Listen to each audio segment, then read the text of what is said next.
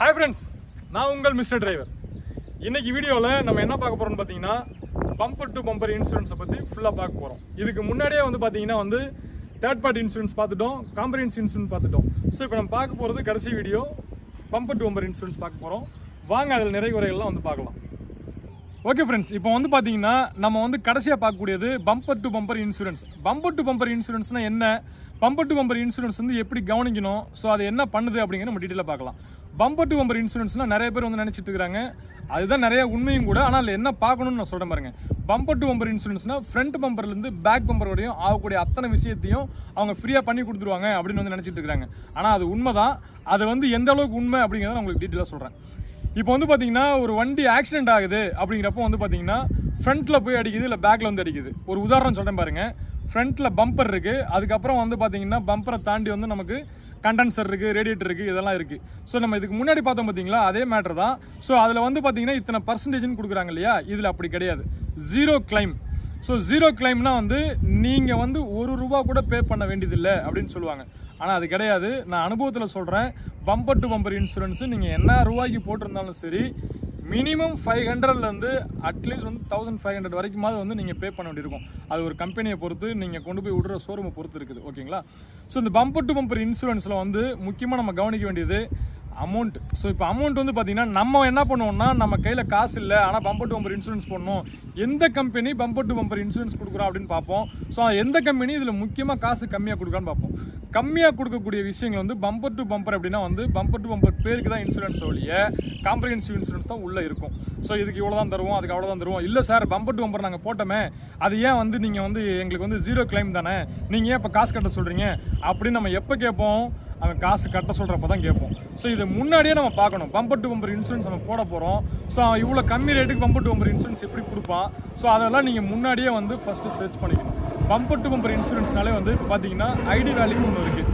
சரிங்களா? ஐடி வேல்யூனா இப்போ நம்ம வண்டி இன்கேஸ் டோட்டலாக லாஸ் ஆகிடுச்சு, ஒரு ஆக்சிடென்ட்டில் நம்ம வண்டி ரெடி பண்ணவே முடியாது, இல்லை ஒரு இயற்கை சீற்றங்கள் ஒரு மரம் சாஞ்சிருச்சு, இதுக்கு மேலே அந்த வண்டி ரெடி பண்ண முடியாது அப்படின்னா உங்களுக்கு கொடுக்கக்கூடிய எந்த ஒரு நிபந்தனையும் இல்லாமல் டோட்டலாக இந்த வண்டிக்குன்னு இவ்வளோ லாஸ் கொடுக்கக்கூடிய விஷயம் தான் ஐடி வேல்யூ.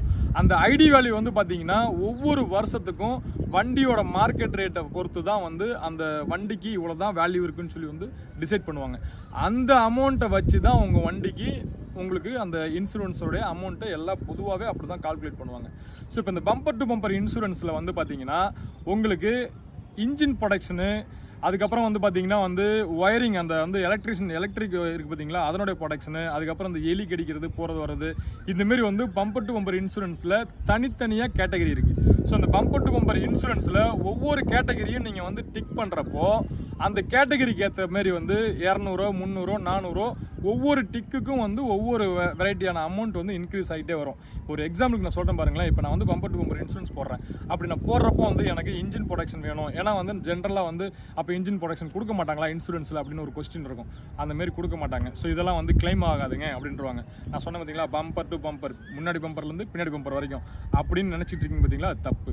ஸோ இதெல்லாம் இன்ஜினில் கவர் ஆகாது. அவன் போடுறப்போ அவன் டேர்ம்ஸ் அண்ட் கண்டிஷனில் கிளியராக இருக்கும். நம்ம தான் படிக்க மாட்டோம், கவனிக்கவும் மாட்டோம், நமக்கு இருக்கிற பிரச்சனையெல்லாம் கவனிக்க மாட்டோம்.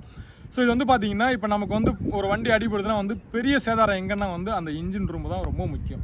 ஸோ அதுக்கப்புறம் தான் மற்ற விஷயங்கள்லாம். ஓகேங்களா? இப்போது நம்ம அந்த இன்ஜின் ரூம் நம்ம கவரேஜ் வேணும் அப்படின்னா நம்ம தான் வாலண்டரியாக கேட்டு எனக்கு இன்ஜின் ரூம் கவரேஜும் சேர்த்து வேணும்னு கேட்டால் தான் அவன் அதுக்குண்டான விஷயத்தை போடுவான். ஸோ இன்ஜின் ரூம் கவரேஜ்னு போடுறப்போ அதுக்குள்ளே என்னென்ன இருக்குது, சப் கேட்டகரியெலாம் வரும். நீங்கள் ஒவ்வொன்றா டிக் பண்ணுறப்போ உங்களுக்கு அமௌண்ட் ஏறிக்கிட்டே வரும். இப்போ அந்த 17,000, 18,000 சொன்ன பார்த்தீங்களா? ஸோ இங்கெல்லாம் பார்த்தீங்கன்னா அதெல்லாம் அன்டிக் பண்ணி விட்ருவாங்க. அதெல்லாம் எங்களுக்கு வேண்டாம், இது மட்டும் தான், நீங்கள் அதெல்லாம் ஓகேன்னு சொல்லி தான் நீங்கள் இன்சூரன்ஸ் போடுவீங்க. அப்போ ஆக்சிடென்ட் ஆகிட்டு நீங்கள் போய் ஒரு ஷோரூமில் விட்டிங்கன்னா அவன் ரெடி பண்ணுவோம், ரெடி பண்ணிட்டு எனக்கு இவ்வளோ காசு கொடுங்கம்மா. ஸோ நம்ம அந்த சமயத்தில் அவ்வளோ காசு இருக்கவும் செய்யாது. ஓகேங்களா? நம்ம என்ன நினைப்போம், இன்சூரன்ஸில் நம்ம எல்லாமே க்ளீன் பண்ணிக்கலாம், பார்த்துக்கலாம்னு சொல்லி நம்ம அங்கே போவோம். ஸோ இதை முன்னாடி யாரும் சொல்லவும் மாட்டாங்க. அப்படியே நமக்கு தெரியாது, நம்ம இதெல்லாம் கேட்கணுங்கிற அந்த இது இருக்காது. அவங்களுக்கு சேல்ஸ் பண்ணால் போதும் அப்படிங்கிற மாதிரி டார்கெட்டை முடிச்சுட்டு போயிடுவாங்க. ஓகே, நம்ம இப்போ இந்த கதைக்கு வருவோம். ஸோ இப்போ நம்ம இன்ஜின் கவரேஜ் வேணும் அப்படின்னா இந்த ஆக்சிடென்ட் ஆனால் அந்த இன்ஜினில் என்னெல்லாம் பிரச்சனை இருக்கோ அது அத்தனையுமே கிளியர் பண்ணி கொடுப்பாங்க. நீங்கள் அதை போடலை அப்படின்னா பம்பர் டு பம்பர் இன்சூரன்ஸாக இருந்தாலுமே அதெல்லாம் கிளைம் ஆகாது. அதுக்கப்புறம் வண்டிக்கு எலக்ட்ரிக்கல் ஒர்க்கு. ஸோ அந்த எலக்ட்ரிக்கல் ஒர்க் பார்த்தீங்கன்னா நமக்கு ஒரு திடீர்னு எலி கடிச்சிருச்சுன்னு வச்சுக்கோங்களேன், ஒரு ஃபைபருக்கு போகிற ஒரு ஒயரை எலி கடிச்சிருச்சு. ஸோ இதை நீங்கள் கிளைம் பண்ணணும் அப்படின்னா வந்து நம்ம சிம்பிளாக வந்து ரூபா கொடுத்து பண்ணிக்கலாம். பெரிய பிரச்சனை வந்துருச்சு வண்டிக்கு, நம்ம ஆக்சிடென்ட் ஆகிறப்போ வந்து இந்த ஒயரிங்லாம் ரொம்ப டேமேஜ் ஆகி அதெல்லாம் மாற்றக்கூடிய விஷயங்கள் வந்துருச்சு அப்படின்னா வந்து அது இன்ஜின் ரூமுக்குள்ளே அந்த ஒயரிங் தனியாக வரும். அந்த எலக்ட்ரிக்கல் சொல்லிட்டு வந்து தனியாக நீங்கள் அதை டிக் பண்ணால் தான் அதுவும் கிளைம் ஆகும். ஸோ இந்த மாதிரி வந்து பார்த்தீங்கன்னா இன்சூரன்ஸ் வந்து நீங்கள் ஒவ்வொரு வெரைட்டியும் இருக்குது. ஸோ இது எல்லாம் பம்பர் டு பம்பர்னா வந்து ஃபஸ்ட்டு நீங்கள் வந்து ₹1 கூட கொடுக்க தேவையில்லை அப்படின்னு நினைக்கிறது எந்த அளவுக்கு உண்மையோ, ஸோ அதை அந்த அளவுக்கு நீங்கள் பார்த்து அதை வந்து நீங்கள் போட்டால் தான் நீங்கள் அதை பண்ண முடியும். இல்லைன்னா நீங்கள் பம்பர் டு பம்பர் இன்சூரன்ஸாக இருந்தாலும் காசு கட்டி தான் ஆகணும். ஓகே, இப்போ ஒரு வண்டி வந்து ஆக்சிடென்ட் ஆகுது. இப்போ ஆக்சிடென்ட் ஆனதுக்கு அப்புறம் வந்து பார்த்தீங்கன்னா சிஎஸ்ஆர் காப்பி போலீஸ்காரங்க கொடுப்பாங்கன்னு நான் சொல்லியிருக்கேன். அது ஏற்கனவே நான் ஒரு வீடியோ போட்டிருக்கேன், நான் ஐ பட்டனில் போடுறேன், அதை பாருங்கள். ஸோ அதுக்கப்புறம் என்ன நடக்கும் அப்படின்னா வந்து உங்கள் வண்டி ஆக்சிடென்ட் ஆகிடுச்சு அப்படின்னா வந்து உடனே எல்லாத்தையுமே கிளைம் பண்ணி கொடுத்துட மாட்டாங்க. அந்த வண்டி வந்து எப்படி ஆக்சிடென்ட் ஆயிடுச்சு, டிரைவிங் லைசன்ஸ் இருக்கா, அப்படியே டிரைவிங் லைசன்ஸ் தான் எக்ஸ்பைரி ஆயிருக்கா இல்லையா, ட்ரிங்க் அண்ட் டிரைவா இல்லை வேறு ஏதாவது இல்லீகல் டிரைவா, அந்தமாரி செக் பண்ணுவாங்க. ஸோ இதை வந்து பார்த்தீங்கன்னா வந்து இதுக்குன்னு தனியாக இன்சூரன்ஸ் கம்பெனியில் ஒரு சர்வேர் இருப்பார். அந்த சர்வேர் தான் வந்து இதை செக் பண்ணுவார். எங்கே வந்து செக் பண்ணுவார் அப்படின்னா வந்து நீங்கள் சிஎஸ்ஆர் காப்பி வாங்குறதுக்கு முன்னாடியே அது போலீஸ்காரங்க ஒரு வாட்டி செக் பண்ணியிருப்பாங்க. அதையெல்லாம் கிராஸ் வெரிஃபிகேஷன் பண்ணுறதுக்கு இன்சூரன்ஸ் ஆஃபீஸில் ஒருத்தங்க இருப்பாங்க. ஸோ அந்த வண்டி நீங்கள் வந்து ஆக்சிடென்ட் ஆன இடத்துல இருந்து ஷோரூம் கொண்டு போய் விடுறீங்க, அதாவது வந்து சர்வீஸ் சென்டர். ஸோ இன்னொன்று இதில் முக்கியமான ஒரு விஷயம் என்னன்னு பார்த்தீங்கன்னா வந்து இந்த பம்பர் டு பம்பர் இன்சூரன்ஸாக இருக்கட்டும், இல்லை வந்து காம்ப்ரிஹென்சிவ் இன்சூரன்ஸாக இருக்கட்டும், இதெல்லாம் வந்து நம்ம கிளைம் பண்ணுறதுக்கு நம்ம வந்து ரோட் சைடில் இருக்கக்கூடிய டிங்கர் செட்டோ இல்லை ரோட் சைடில் இருக்க மெக்கானிக் செட்டோ வந்து நம்ம தாராளமாக போகலாம். ஆனால் வந்து அதுக்கு நிறைய ரூல்ஸ் அண்ட் ரெகுலேஷன்ஸ் வச்சுருப்பாங்க. நம்ம அவ்வளோ சீக்கிரமாக வண்டி எடுத்துகிட்டு வர முடியாது. ஃபஸ்ட்டு நம்ம கை காசை போட்டு பண்ணணும். அவங்களுக்கு எல்லா விஷயத்தையும் நம்ம வந்து ஒவ்வொரு டேர்ம்ஸ் அண்ட் கண்டிஷன் பார்த்து நம்ம செய்யணும். ஸோ இதே வந்து பார்த்தீங்கன்னா இன்சூரன்ஸ் கம்பெனிக்காரங்க ஆத்தரைஸ்டு கொடுத்துருப்பாங்க. நிறையா வந்து சர்வீஸ் சென்டருக்கு ஆத்தரைஸ் கொடுத்துருப்பாங்க. அந்த இடத்துக்கு வந்து பார்த்தீங்கன்னா நம்ம வண்டியை கொண்டு போய் விட்டோம் அப்படின்னா வந்து இப்போ ஒரு உதாரணத்துக்கு ஒரு டொயோட்டாவில் நீங்கள் வண்டி எடுக்கிறீங்க, உங்களுக்கு வந்து ஆக்சிடென்ட் ஆகிடுச்சு. டொயோட்டாவில் வந்து பார்த்தீங்கன்னா நம்ம தமிழ்நாட்டில் ஒரு 2-3 பிராண்டஸ் இருக்குது, அவங்க கம்பெனிஸ் வச்சுருக்காங்க. அந்தமாரி வந்து கம்பெனிஸில் வந்து நீங்கள் வண்டி எடுக்கிறீங்க, இப்போ அவங்ககிட்டயே நீங்கள் சர்வீஸ் விட்றீங்க அப்படின்னா வந்து ஆக்சிடென்ட் ஆகி கொண்டு வந்து விட்றீங்க அப்படின்னா அந்த ஷோரூமுக்கே டெய்லி அந்த இன்சூரன்ஸ் கம்பெனிலேருந்து ஒரு சர்வேர் வருவார். இன்றைக்கி எத்தனை வண்டி இருக்குது, எத்தனை வண்டி ஆக்சிடென்ட் ஆகிருக்கு, அந்தமாரி கவனிக்கிறதுக்கு வருவார்.